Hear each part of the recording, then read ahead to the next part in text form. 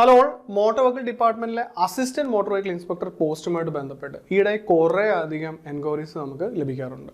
ഇപ്പോൾ ഇതിൻ്റെ അടുത്ത എക്സാമിൻ്റെ നോട്ടിഫിക്കേഷൻ എപ്പോഴത്തേക്ക് പ്രതീക്ഷിക്കാം? ഈ എക്സാമിന് വേണ്ടി ഇപ്പോഴേ പ്രിപ്പയർ ചെയ്ത് തുടങ്ങേണ്ട സമയമായോ? കോമ്പറ്റീഷൻ ലെവൽ എന്താകും? ഇതിൻ്റെ എലിജിബിലിറ്റി എന്തൊക്കെയാണ്? എപ്പോഴത്തേക്ക് ഏണസ്റ്റ് അക്കാഡമി ഇതിൻ്റെ ഓൺലൈൻ കോച്ചിങ് ആരംഭിക്കും? ഇപ്പോൾ ഈ ഒരു സെഷനിൽ നമ്മൾ ഇതെല്ലാം കവർ ചെയ്യുന്നതായിരിക്കും. ആദ്യമായിട്ട് ഇതിൻ്റെ ലാസ്റ്റ് എക്സാമിൻ്റെ നോട്ടിഫിക്കേഷൻ ഡീറ്റെയിൽസിലേക്ക് നമുക്കൊന്ന് കിടക്കാം. അപ്പോൾ ലാസ്റ്റ് തവണ ഇതിൻ്റെ എക്സാം നോട്ടിഫിക്കേഷൻ വന്നിരുന്നത് ഡിസംബർ 2022-ലായിരുന്നു. എക്സാം നടത്തിയത് മെയ് 2023-ൽ. ഏകദേശം ഒരു വർഷത്തിന് ശേഷം സെപ്റ്റംബർ 2024-ൽ ഇതിൻ്റെ ലിസ്റ്റ് പബ്ലിഷ് ചെയ്തിട്ടുണ്ടായിരുന്നു. അപ്പോൾ ഈ എക്സാമിന് അപ്ലൈ ചെയ്ത കാൻഡിഡേറ്റ്സ് 10,787 ആളുകളായിരുന്നു. കൺഫർമേഷൻ കൊടുത്ത് 9,327 കാൻഡിഡേറ്റ്സ് ആണ്. ഇപ്പോൾ ഇതിൻ്റെ ലിസ്റ്റ് പബ്ലിഷ് ചെയ്തപ്പോൾ ഉൾപ്പെടുത്തിയിരുന്നത് 950 ഉദ്യോഗാർത്ഥികളെയാണ്. മെയിൻ ലിസ്റ്റിൽ 606 പേരെയാണ് ഉൾപ്പെടുത്തിയിരിക്കുന്നത്. ഇപ്പോൾ വരെ 96 പേർക്ക് അഡ്വൈസ് ലഭിച്ചിട്ടുണ്ട്. ഇനിയും നമുക്ക് ആദ്യ ചോദ്യത്തിലേക്ക് കിടക്കാം. ഇതിൻ്റെ നോട്ടിഫിക്കേഷൻ എപ്പോഴത്തേക്ക് പ്രതീക്ഷിക്കാം?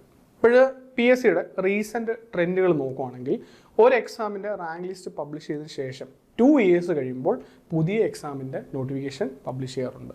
കാരണം അടുത്ത ഒരു വർഷത്തിനുള്ളിൽ തന്നെ PSCക്ക് ആ എക്സാം കണ്ടക്ട് ചെയ്ത് ഇൻ്റർവ്യൂ ഫോർമാലിറ്റീസ് എല്ലാം കംപ്ലീറ്റ് ചെയ്ത് ലിസ്റ്റ് പബ്ലിഷ് ചെയ്യേണ്ടതായിട്ടുണ്ട്. ഇപ്പോൾ അങ്ങനെ നോക്കുവാണെങ്കിൽ നെക്സ്റ്റ് 2026 സെപ്റ്റംബറിലേക്ക് ഇതിൻ്റെ നോട്ടിഫിക്കേഷൻ നമുക്ക് പ്രതീക്ഷിക്കാവുന്നതാണ്. ഇനിയും അടുത്ത ചോദ്യം, എക്സാം നോട്ടിഫിക്കേഷൻ വന്നാൽ എപ്പോഴത്തേക്ക് നടക്കും? ഇപ്പോൾ അടുത്ത 2026 സെപ്റ്റംബറിൽ ഇതിൻ്റെ നോട്ടിഫിക്കേഷൻ വരുന്ന സാഹചര്യത്തിൽ നമുക്കൊരു 2027 ഫെബ്രുവരിയിലേക്ക് നമുക്കിതിൻ്റെ എക്സാം പ്രതീക്ഷിക്കാം. ഇപ്പോൾ നിയർലി നമുക്കിനി ഉള്ളത് 1.5 ഇയേഴ്സാണ്. 1.5 വർഷത്തിനുള്ളിൽ തന്നെ നമുക്കിതിൻ്റെ എക്സാം പ്രതീക്ഷിക്കാം. ഇനി അടുത്ത ചോദ്യം, ഈ എക്സാമിന് ഇപ്പോൾ തന്നെ തയ്യാറെടുത്ത് തുടങ്ങേണ്ടതുണ്ടോ? ഉണ്ട്. കാരണം ഇതിൻ്റെ സിലബസ് നമ്മൾ പരിശോധിക്കുകയാണെങ്കിൽ 40 മാർക്ക് മെക്കാനിക്കൽ പാർട്ടാണ്, 40 മാർക്ക് ഓട്ടോമൊബൈലാണ്, 20 മാർക്ക് MV ആക്ട് ആണ്. ഇപ്പോൾ ഇതിൻ്റെ അടിസ്ഥാന യോഗ്യത എന്ന് പറഞ്ഞാൽ either diploma or B Tech from mechanical or automobile. ഇപ്പോൾ നിങ്ങൾ പഠിച്ച ഡിഗ്രി ചിലപ്പോൾ മെക്കാനിക്കലാകാം അല്ലെങ്കിൽ ഓട്ടോമൊബൈലാകാം. അപ്പോൾ നിങ്ങൾ എക്സ്ട്രാ ഒരു 40 മാർക്കിന് മെക്കാനിക്കൽ പഠിച്ചവർ ഓട്ടോമൊബൈൽ പഠിക്കേണ്ടതായിട്ടുണ്ട്. ഓട്ടോമൊബൈൽ കംപ്ലീറ്റ് ചെയ്തവർ മെക്കാനിക്കലിൻ്റെ ടോപ്പിക്സ് ഡെപ്തിൽ പഠിക്കേണ്ടതായിട്ടുണ്ട്. ഒപ്പം 2 കൂട്ടരും 20 മാർക്ക് MV ആക്ടിൽ പഠിക്കേണ്ടതായിട്ടുണ്ട്. അപ്പോൾ ഈ MV ആക്ട് ഒക്കെ പഠിക്കുന്ന സമയത്ത് അത് വളരെ ഒരു വാസ്റ്റ് ആയിട്ടൊരു ഏരിയ ആണ്. അതിൻ്റെ അകത്ത് നമുക്ക് കൂടുതൽ സെക്ഷൻസും കൂടുതൽ ഡേറ്റ്സും ഓരോ നമ്പേഴ്സും ഒക്കെ നമുക്ക് മെമ്മറൈസ് ചെയ്യേണ്ടതായിട്ടുണ്ട്. ഇപ്പോൾ നേരത്തെ തന്നെ നമ്മൾ പ്രിപ്പയർ തുടങ്ങുവാണെങ്കിൽ അഡ്വാൻറ്റേജ് ആണ്. പിന്നെ ഇതൊരു ഗ്ലാമർ പോസ്റ്റാണ്, യൂണിഫോം പോസ്റ്റാണ്. ഇപ്പോൾ ടെക്നിക്കൽ ക്വാളിഫിക്കേഷൻ ഉള്ള ആകെ ഒരു യൂണിഫോം പോസ്റ്റാണിത്. അപ്പോൾ വളരെ കോമ്പറ്റീറ്റീവ് ആയിരിക്കും. എക്സാമിന് അപ്ലൈ ചെയ്യുന്ന 90% ആളുകളും വളരെ കാര്യമായിട്ടിരുന്ന് പ്രിപ്പയർ ചെയ്യുന്നവരായിരിക്കും. അവരെല്ലാം തന്നെ ഗ്രൂപ്പ് ഡിസ്കഷൻസും സ്റ്റഡി സർക്കിളിലും അല്ലെങ്കിൽ കോച്ചിങ്ങിനൊക്കെ ജോയിൻ ചെയ്ത് പഠിക്കുന്നവരായിരിക്കും. കാരണം അത്രയ്ക്കും ഒരു ഗ്ലാമർ പോസ്റ്റാണ്. സാലറി സ്കെയിൽ കൊണ്ടും ജോബ് പ്രൊഫൈൽ കൊണ്ടും വളരെ അട്രാക്റ്റീവാണ്.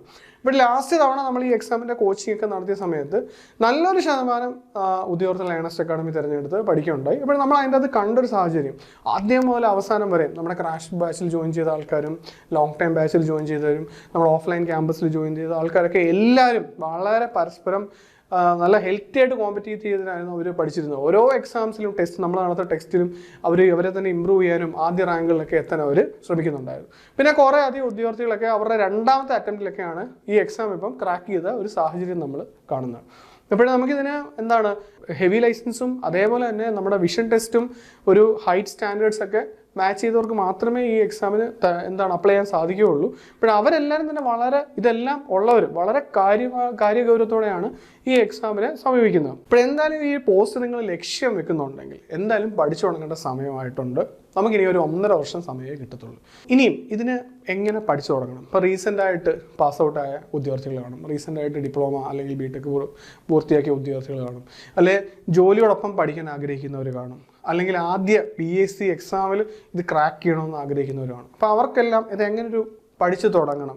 സിലബസ് ഏത് ഓർഡറിലാണ് പഠിക്കേണ്ടത്? എത്രത്തോളം ഡെപ്തിൽ പഠിക്കണം? ഏതൊക്കെ സ്റ്റഡി മെറ്റീരിയൽസ് ആണ് ഫോളോ ചെയ്യേണ്ടത്? എങ്ങനെയുള്ള ക്വസ്റ്റ്യൻസ് ആണ് പരിശീലിക്കേണ്ടത്?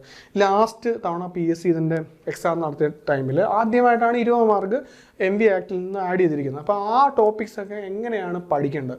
അപ്പോൾ ഇങ്ങനെയുള്ള എല്ലാ കാര്യങ്ങളും നിങ്ങൾക്ക് ഗൈഡ് ചെയ്യാനായിട്ട് നമ്മളൊരു വെബിനാർ നടത്തുന്നുണ്ട്.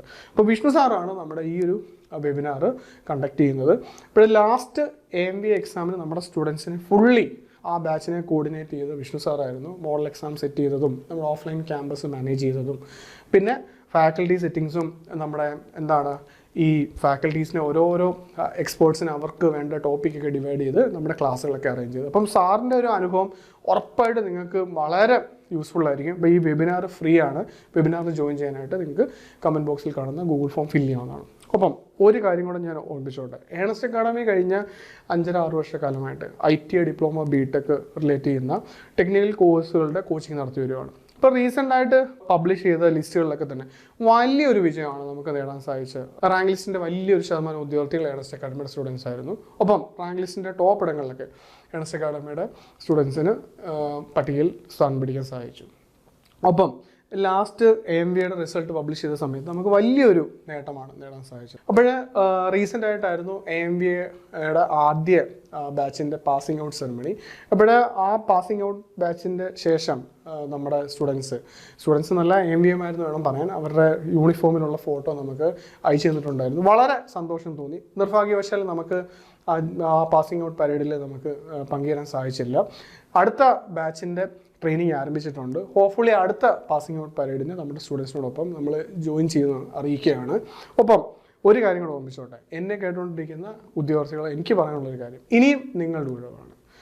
അടുത്ത എക്സാം 1.5 വർഷത്തിനുള്ളിൽ നമുക്ക് പ്രതീക്ഷിക്കാം. നിങ്ങളുടെ പ്രിപ്പറേഷൻ, നിങ്ങൾ ഈ ഒരു പോസ്റ്റ് ആസ്പിർ ചെയ്യുന്നുണ്ടെങ്കിൽ ഇപ്പോൾ തന്നെ സ്റ്റാർട്ട് ചെയ്യാം. ഏണസ്റ്റ് അക്കാഡമി ഇതിൻ്റെ കോച്ചിങ് ഉടൻ തന്നെ ആരംഭിക്കുകയാണ്.